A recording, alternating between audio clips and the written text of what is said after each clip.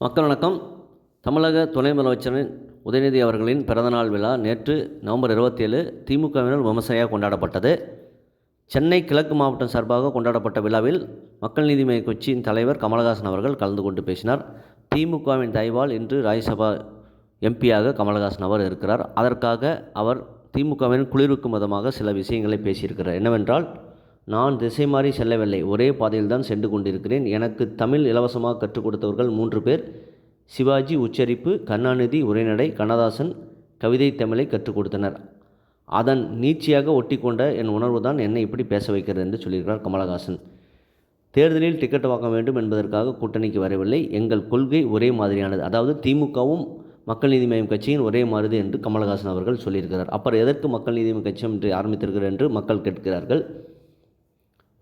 நம் கொள்கையை செயல்படுத்தி காட்டியவர்கள் தான் இவர்களுடன் சேர்வதா அல்லது மற்றவர்களுடன் சேர்வதா? அதாவது கொள்கையை செயல்படுத்துகிறவர் திமுக, அதனால் தான் இவர்களோட சேர்ந்தேன் என்று சொல்லியிருக்கிறார் கமலஹாசன். முதல்வராக இல்லாமல் கருணாநிதி 13 வருடம் ஓடிக்கொண்டே இருந்தார்.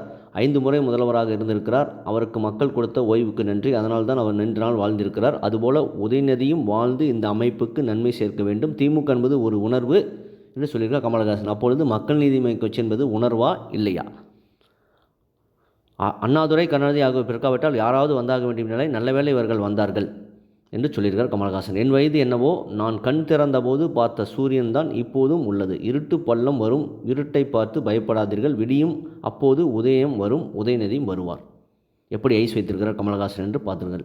வந்தாரை வாழ வைக்கும் தமிழகம், அதனால் வந்தவர்கள்லாம் வாகேஸ்வரன் நினைக்கக்கூடாது.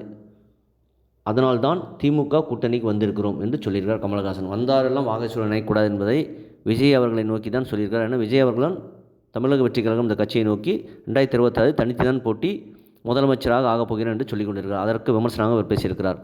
கமலஹாசன் அவர்களே 4 வருடத்துக்கு முன்பு ரிமோட் எடுத்து டிவி உடைத்து திமுக எதிராக பேசினீர்கள். தற்பொழுது ஒரு ராஜ்யசபா சீட் அப்படிங்கிறதுக்காக திமுகவோடும் ஐக்கியமாகி கூலிக்கு அதிகமாக பேசிக் கொண்டிருக்கிறார் கமலஹாசன் அவர்களே.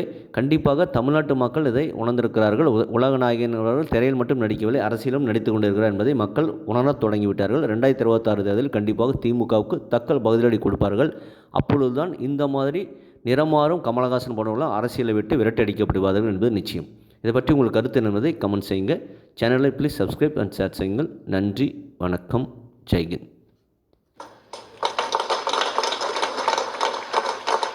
கலைஞரே பிறக்கலைன்னா, அண்ணாவே பிறக்கலைன்னா வேற யாராவது வந்தே ஆக வேண்டிய நிலைமை. நல்ல வேளை இவங்க வந்தாங்க.